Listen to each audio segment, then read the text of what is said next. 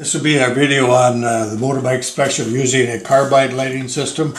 So I'll first off show you how to install the carbide that produces acetylene gas after water is dripped into it. In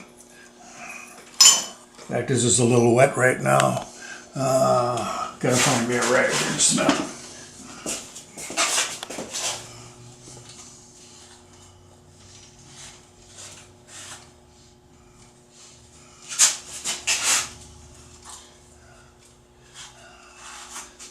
Talk about being prepared, huh?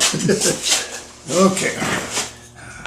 Now it doesn't take much carbide. In fact, adding any more than, say, a quarter of a cup in there is almost too much. Because the water is what activates the charcoal. It doesn't really matter the amount that you're putting in the container. This part here that I'm putting over on top of those carbide pellets is nothing more than to keep the pellets from jumping around in there when you're riding the bike. That's really what it's for, being tipped over. So then comes part of adding water in here, and maybe I should do that first or next. We'll add the water into the tank reservoir, and then I'll show you how much of a drip has taken place to activate the charcoal. Sure was a crude system back then, but it worked for them. Alright, now this is the valve up here, and it'll drip water when I open it up.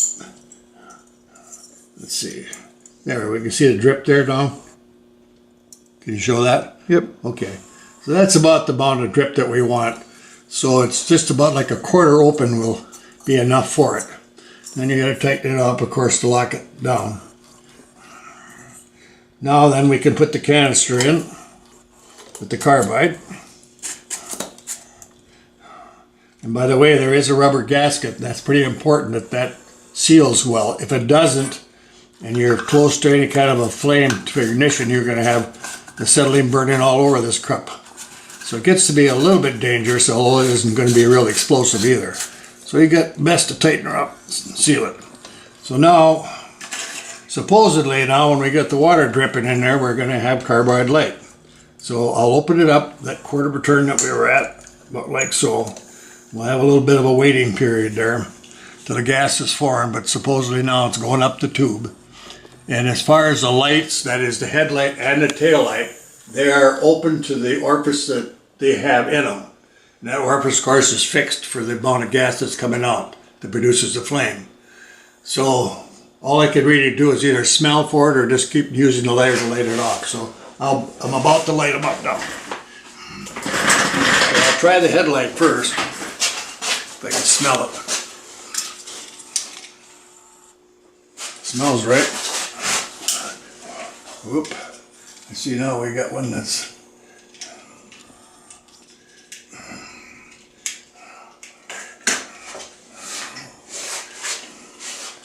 this must have happened. I got it jiggling around. These are just friction locked in here as far as the orifice, and they're ceramic, so it's just friction lock in there. Now I'll open it up again. I'm gonna try for flame.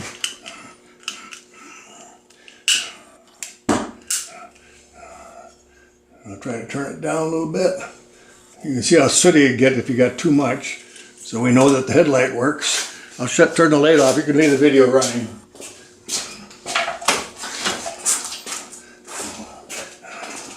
Now we'll go around to the back and see if the tail light is working.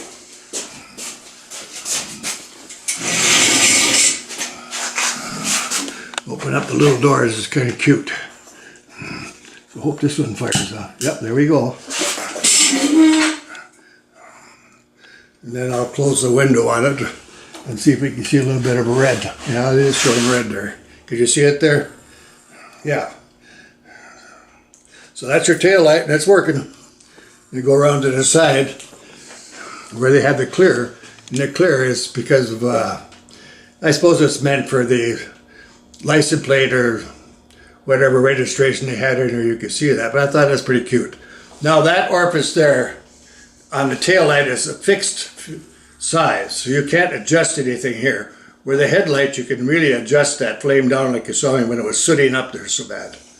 So that should do it now for the carbide. Now we'll go back over here and I'll open up this, which this generator here now is actually new old stock. And I didn't want to use this because of dirtying it all up, but if I took it apart, it'll show the paper that's in it and give you the important description in different languages there. And then this is where you put the pellets. Pellets once in there, and there's the spring that keeps the pellets in order. Same thing there is a gasket that you can't see that's up in here. And then there's a valve here, and then over here is a little button there to add the water. So now if I put this back in, so that's a little bit of a chore to get that lined up all the time.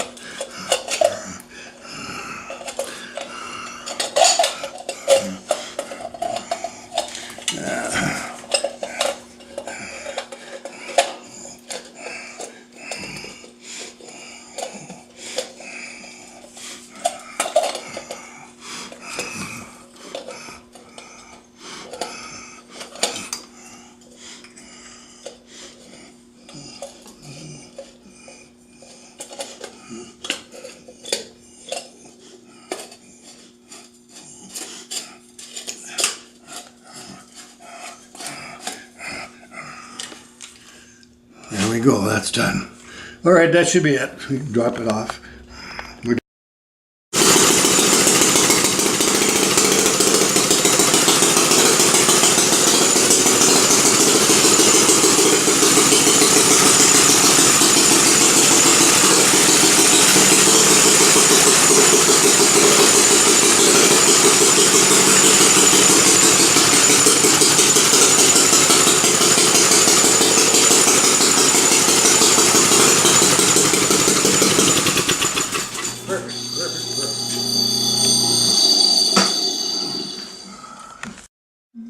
All right, this is an unknown manufactured engine.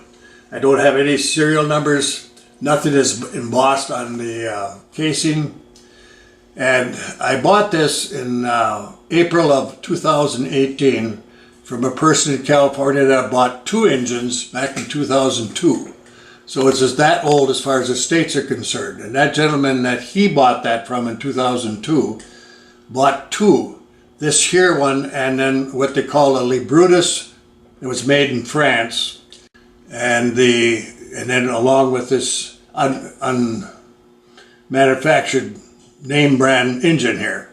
The thing about what's unique about this engine, we don't really know the name of it or anything, but it's the operation of it.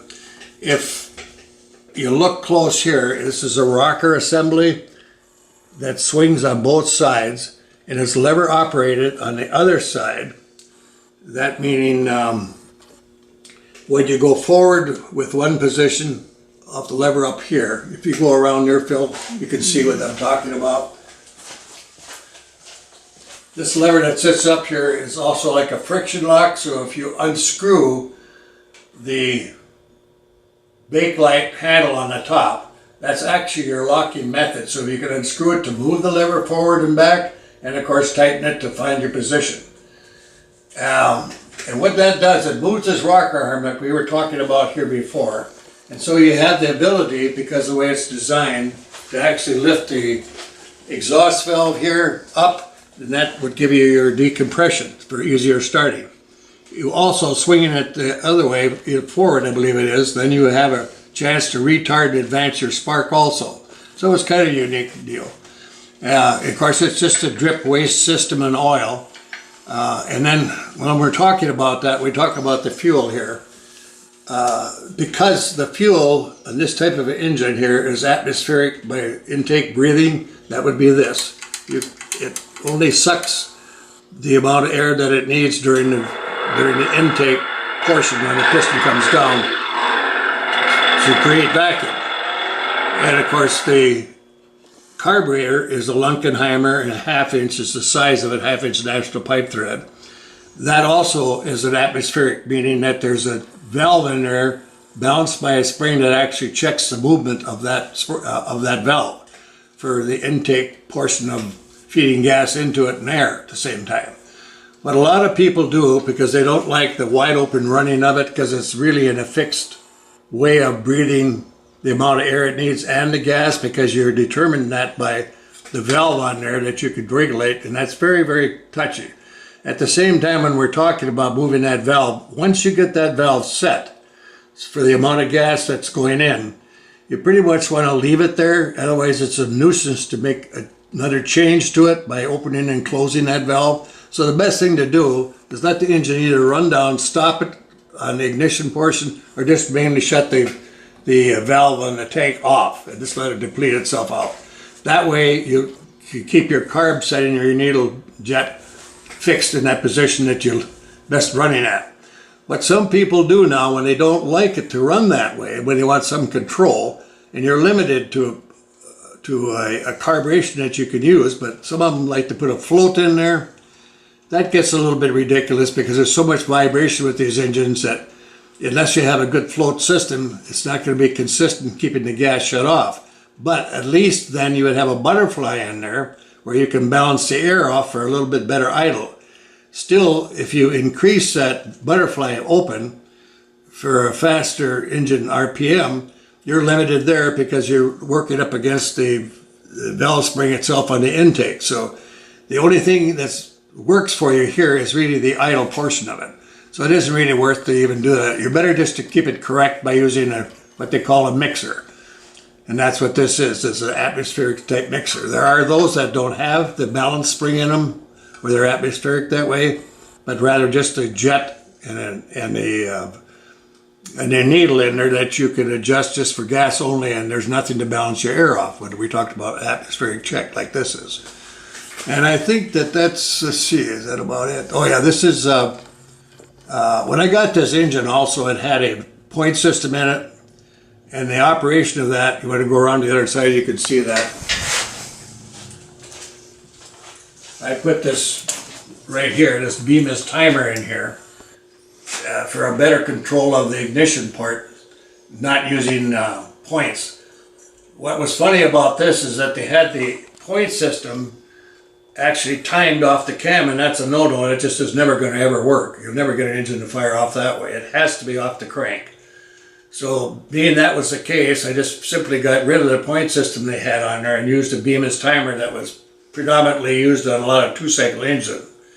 And they're good in as far as being a nice mechanical switching device in it, because they have an insulated portion in the center where it's a roller, like a roller bearing in it, spring loaded, that it just comes around and hits the contact portion here. That would be right there, I believe it is, where the ball and spring is in it. And then it just wipes across the contact as it comes around, so it's pretty consistent and pretty much trouble-free. That is, as far as making contact and working for the individual. And I think that's about it. You can probably see where the timing portion of it works, off of the lever that I've got on there. Bike in itself that I use is predominantly always Mead Ranger and a 28-inch. In this case, these wood rims are very, very nice wood rims on here.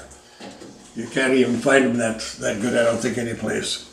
You could have them made, or you can buy them used, but usually they're so bad when they've been weathered and checked so bad that they're really hard to smoke up. Getting back to Mead Ranger, I like them because they call it tall man, they have a twin bar, and that's the reason they call them like a Motorbike Special also. In this case, the cavity is bigger to use the correct tank for them, which this is, and even though that I made it up and called it a Motorbike Special. Then you also have room enough to drop a tall engine like this, in the case this engine is, in the cavity like that, so the other part would be to widen out this back, and that's always easy with the Mead Ranger. so that you can accept your belt sheave in here. So that's about it.